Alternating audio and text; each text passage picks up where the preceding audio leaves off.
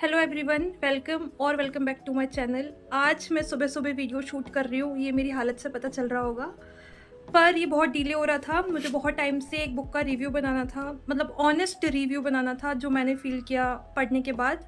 तो वो डिले पे डिले हो रहा था, तो फिर मैंने आज सोचा कि चलो ठीक है, ऐसी हालत में बुक का रिव्यू शूट कर दिया जाए। So the book is the subtle art of not giving F bye mark Manson. आप में से बहुत से लोगों ने बुक पढ़ ली होगी, नो डाउट। और बेसिकली जिसको बुक पढ़ना पसंद है उन्होंने भी पढ़ ली होगी, और जिसको नहीं पसंद है उन्होंने ट्राई करने के लिए पढ़ ली होगी, या फिर किसी से सुन के पढ़ी होगी। मैंने भी बेसिकली किसी से सुन के ही पढ़ी है। किसी ने मुझे बोला कि ये वाली बुक पढ़ो, यू विल फील गुड। तो मैंने सोचा कि चलो ठीक है, पढ़ ली जाए। और ओ माय गॉड, मतलब हर किसी का तो मुझे नहीं पता, हर किसी की अपनी चॉइसेस होती है। मुझे बेसिकली ये बुक बहुत ज़्यादा पसंद आई, बहुत ही ज़्यादा पसंद आई। सो मैंने सोचा कि एक रिव्यू बना दिया जाए। मैं अपने पॉइंट्स बताऊंगी, आप लोगों की हो सकता है अपने पॉइंट्स होंगे इसको लेके। So let's get start. So despite its bold title, this book is not about being rude or careless. It teaches us how to focus only on what truly matters in our life. If you feel stressed, emotionally overwhelmed, or tired of pleasing everyone, this book might change your perspective, because this changed mine. This book was published in 2016, as we all know, and became an international bestseller. और हाँ, बननी भी चाहिए भाई, बहुत अच्छी book है। Unlike typically motivational book that says think positive, you can achieve everything, and you can do anything, Mark Manson says about something different. So he says life is difficult, problems will exist. So instead of trying to avoid problems, choose better problems. Wow, what a line.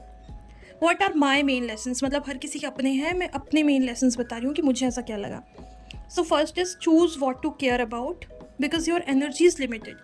So spend it wisely. Next, I thought we have to take responsibility even if something is not your fault.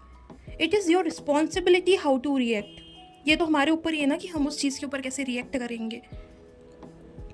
Next is failure is a part of success, और ये सब लोग मानेंगे, I hope सब लोग मानेंगे। Failure is a part of success and you are not special and that's okay.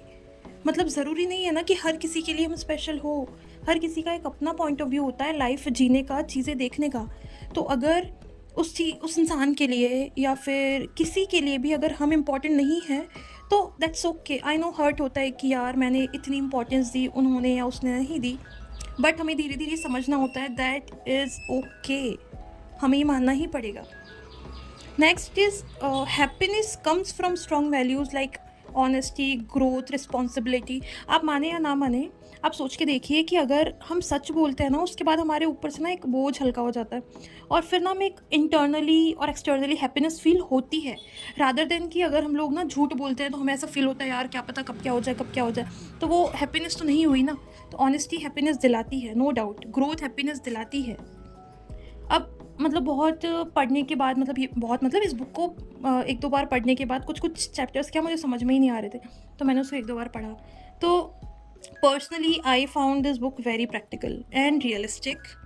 It is straightforward and sometimes harsh, but very honest. Some language in the book strong, so may it not be suitable for young readers. But अगर मैं overall reading की बात करूँ तो मैं 4.5 out of 5 इसको देना पसंद करूँगी। और अगर आप लोग ना किसी भी सिचुएशन में स्टक हैं अपनी लाइफ में, वो कोई भी सिचुएशन हो सकती है, XYZ, आई सजेस्ट यू एक बार ना इस बुक को प्लीज़ प्लीज़ प्लीज़ करके पढ़ो, क्योंकि इसके जो हर एक चैप्टर है ना, मुझे लगता है अपनी लाइफ से रिलेट करते हैं। For instance, chapter number 8 says the importance of saying no, और इसमें सब चैप्टर्स हैं कि rejection makes your life better, boundaries, how to build trust, freedom through commitments. मतलब क्या होता है ना कि ये बहुत से लोगों की प्रॉब्लम होती है ना कि वो यार किसी को मना नहीं बोल पाते हैं। मतलब किसी ने कुछ बोला कि यार ये कर दे, उनके मन में नहीं है उन्हें करना है, पर उन्हें लगता है क्या पता सामने वाले को बुरा लग जाएगा, तो चलो चाहे मेरा मन हो या ना हो, मैं ये काम कर देती हूँ। तो मतलब देख रहे हो आप कितना पर्सनल है, ये अपनी लाइफ से रिलेट कर रहा है। तो मतलब ऐसे इसमें पूरे 9 चैप्टर्स हैं, इस वजह से मुझे बुक बहुत पसंद आई।